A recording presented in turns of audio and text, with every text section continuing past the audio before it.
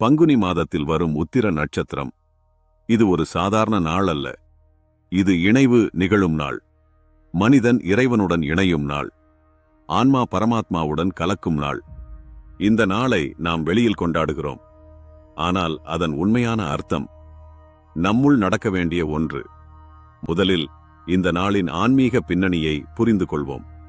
பங்குனி உத்திரம் என்பது தெய்வ திருமணங்களின் நாள் என்று கூறப்படுகிறது. சிவன், பார்வதி, முருகன், தெய்வானை, ராமன், சீதை இவையெல்லாம் இந்த நாளில் இணைந்ததாக நம்பப்படுகிறது. ஏன் இந்த இணைவுகள் இவ்வளவு முக்கியம்? ஏனெனில் இந்த இணைவு என்பது இரண்டு உடல்களின் சேர்க்கை அல்ல. அது இரண்டு சக்திகளின் சங்கமம். சிவம் மற்றும் சக்தி, புருஷன் மற்றும் பிரகிருதி, அறிவு மற்றும் அன்பு. இந்த உலகமே இந்த இரண்டின் சமநிலையால் இயங்குகிறது. இப்போது ஒரு முக்கியமான கேள்வி. இந்த தெய்வ திருமணங்கள் நமக்கு என்ன சொல்லுகிறது?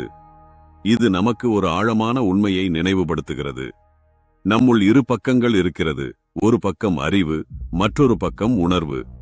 ஒரு பக்கம் கட்டுப்பாடு, மற்றொரு பக்கம் கருணை. இந்த இரண்டும் சமநிலைக்கு வந்தால்தான் வாழ்க்கை முழுமை பெறுகிறது. அதுதான் பங்குனி உத்திரம் சொல்லும் முதல் பாடம். உள்ளத்தில் சமநிலை வேண்டும். அடுத்து, இந்த நாளின் இன்னொரு முக்கியமான அர்த்தம் சரணாகதி.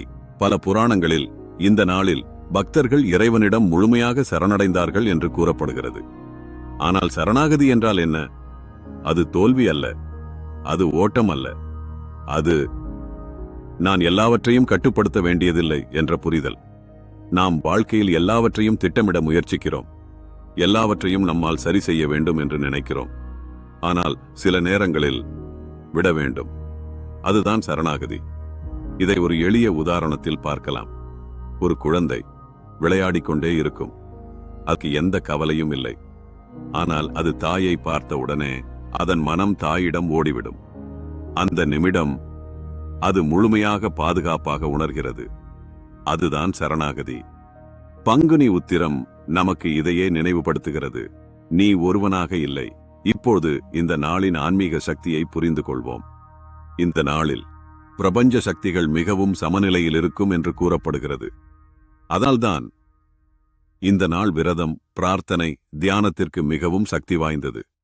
ஆனால் ஒரு முக்கியமான உண்மை, நாம் வெளியில் செய்யும் பூஜை உள்ளத்தில் மாற்றம் இல்லாமல் இருந்தால் அது முழுமையில்லை.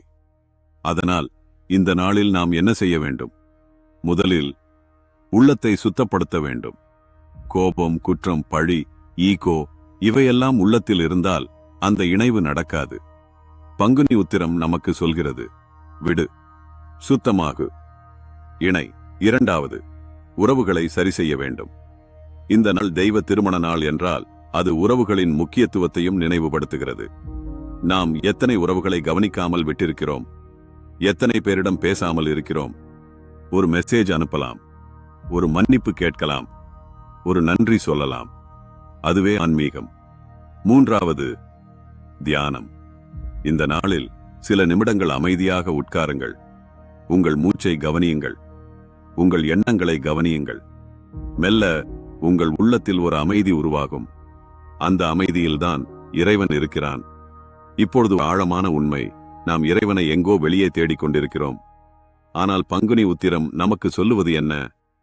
இறைவன் இணைவது என்பது அவன் உன்னுள் வெளிப்படுவது. அதாவது, நீ அமைதியாக இருக்கும்போது, நீ அன்பாக இருக்கும்போது, நீ எதையும் பிடித்து வைத்துக் கொள்ளாமல் இருக்கும்போது, அந்த நேரம் நீயே இறைவன். இறுதியாக, பங்குனி உத்திரம் என்பது ஒரு பண்டிகை மட்டுமல்ல. அது ஒரு அழைப்பு. உள்ளத்தை சுத்தப்படுத்து, உறவுகளை சரிசெய், ஈகோவை விடு, அன்பை ஏற்று. அப்போ வெளியில் கொண்டாடும் தெய்வ திருமணம் உன்னுள் உண்மையாக நடக்கும். முடிவு வரி, பங்குனி உத்திரம் என்பது இறைவனை தேடும் நாள் அல்ல, இறைவனாக மாறும் நாள்.